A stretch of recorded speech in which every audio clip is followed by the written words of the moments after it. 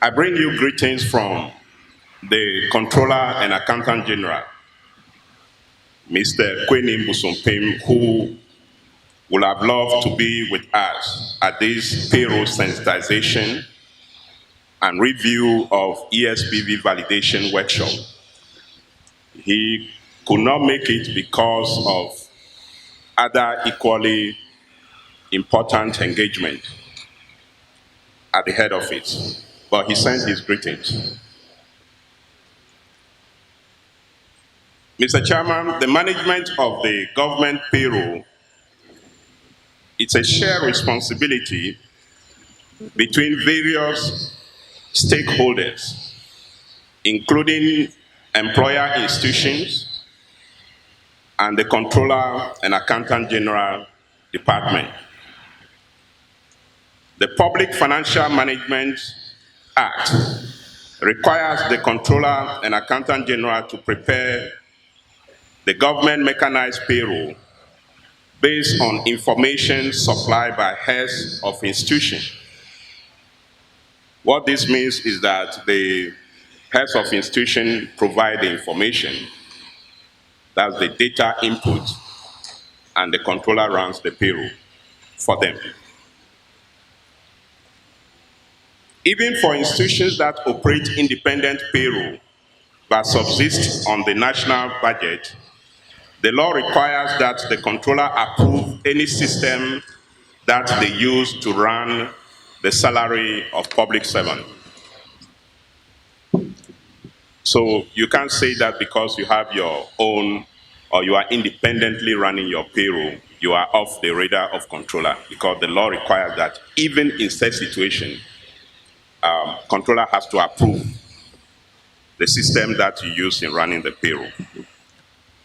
As part of its responsibility of running the payroll, Mr. Chairman, the Controller and Accountant General introduced the electronic salary payment voucher system some years ago to enable heads of institutions validate the salaries of their employees before they are paid. According to the operation of the system, the human resource managers and heads of management units will electronically check the accuracy of the test payroll report and submit feedback to the Controller and Accountant General for correction before the final payroll is prepared. We are here this morning, Mr. Chairman, because issues have come up over the years of using the electronic salary payment voucher system that needs to be addressed. There is also the need to provide general payroll education to stakeholders and also update you on current development and initiative at the payroll front. Mr. Chairman, while the mantra of no validation, no pay gives us reason to suspend salary of innocent employees who are not validated, there is no punishment for the human resource management managers and management unit heads through whose inaction the staff were not paid. We intend to hold such officers and the institutions they belong responsible in various ways going forward.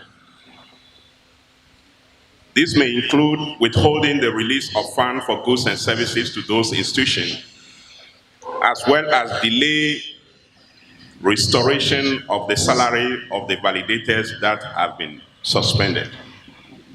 We think that this is critical because sometimes employees who are going about their business normally and doing what is expected of them realize that they are not paid because people who were entrusted to validate their name on the payroll failed to do their job. We are finding creative ways of holding such officers accountable.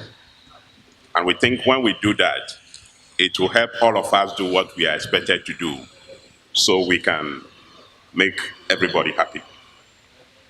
Mr. Chairman, an emerging issue that is of equal concern to the Controller and Accountant General is the unsolicited text messages that are being sent to employees asking them to apply for loans and services from third-party institutions that transact business through the Controller and Accountant General payroll. The information provided in such text messages can only be known to people who, by virtue of their special payroll responsibility, had access to privileged personal information about employees on the payroll. This group of people may include those working directly or indirectly on the payroll, those involved in generating electronic pay slips for employees, as well as those working on the electronic salary payment voucher system at the headquarters of CAGD, MDAs, and at the regional and district level. This is a critical issue, and I'm sure some of you have experienced it. Such an embarrassment, but we think it is something that we need to deal with. While we take measures to control the menace at the CAGD headquarters, we want to let heads of institutions as well as regional CAGD directors be aware of the situation so that they can be careful in selecting the people they assign payroll responsibility to prevent the misuse of privileged personal information about employees. This brings to fore the issue of breach of trust as far as the department is concerned, that employees who have given confidential information about their name, their salary details, their telephone numbers, this information gets passed on to other people without their permission, and these people would keep bombarding them with information to come for loan and come for facilities. We think that it is not right. And for us as a department, it's an embarrassment to us. We're taking steps at the head office to take care of this, but we think that anyone that has something to do with payroll, reason for which he has access to any such information that goes out, need to be controlled in one way or the other by the heads of the institutions they belong to.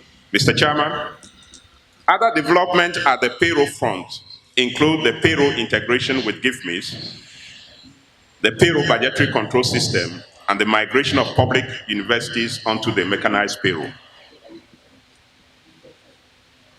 On the payroll integration with GIFMIS, Mr. Chairman, the department is working on integrating the payroll system with the GIFMIS general ledger system to facilitate accounting and reporting on payroll.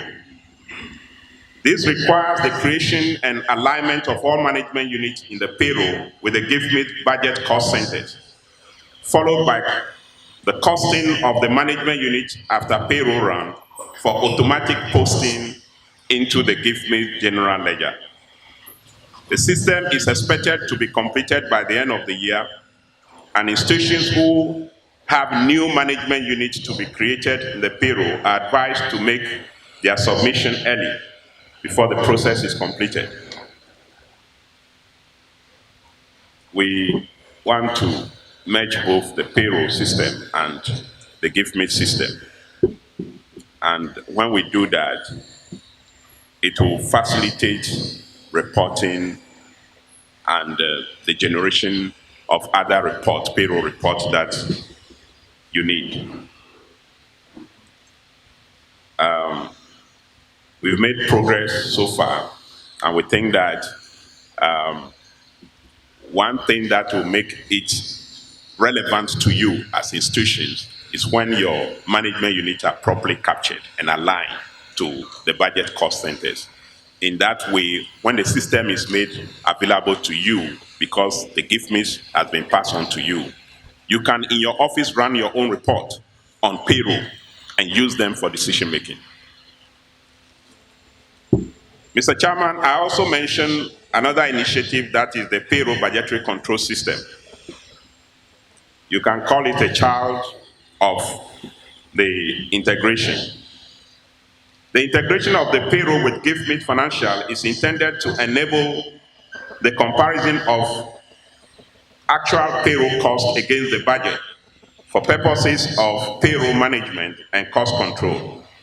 Considering the fact that the wage bill covers over 40% of total expenditure, there is a need to have a system that generates reports on the performance of the payroll budget to facilitate decision making. When this system is fully operational, heads of institutions will be able to generate from the GiveMe system detailed reports about the performance of their payroll budget and also make accurate forecasts for payroll costs in the national budget. One reason why we have problem with how realistic the budget is because sometimes we don't have accurate information as to what the actual are, because you need to juxtapose that against the new things that you expect to do in the year to be able to have a realistic budget. And we think that with this system, you will be able to generate from the system actual information about your payroll, do your analysis. It will help you for your management decision making, and more importantly, help you to prepare a realistic budget on payroll. The other initiative, and the last one I want to draw your attention to, has to do with the migration of the public universities. Mr. Chairman, the Comptroller and Accountant General has been directed to migrate the public universities payroll onto the mechanized payroll system.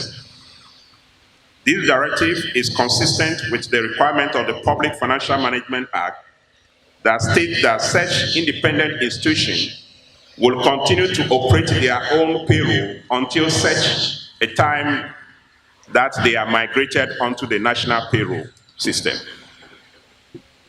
Well, I guess that time has now come.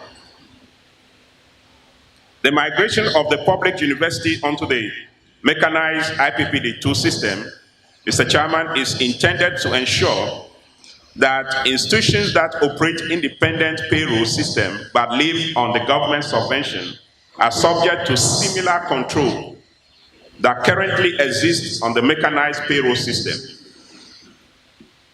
It will also ensure timely payment of salary to university staff and facilitate the accounting and reporting on payroll.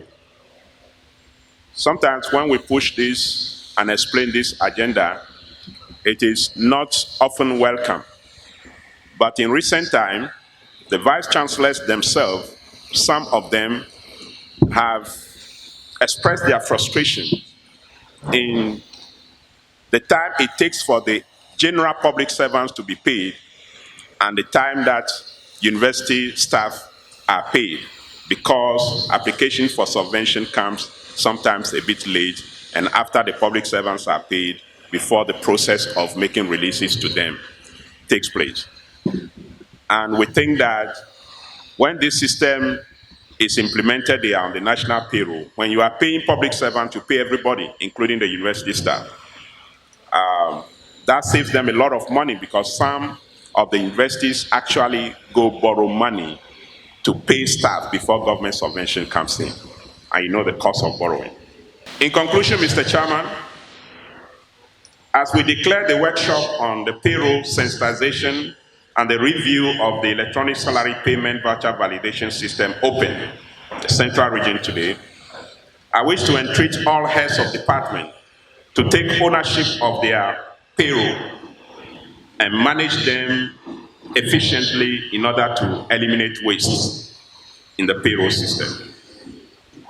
I encourage validators to carry out their responsibility with due diligence and protect privileged personal information they may have about other employees in the course of doing their work.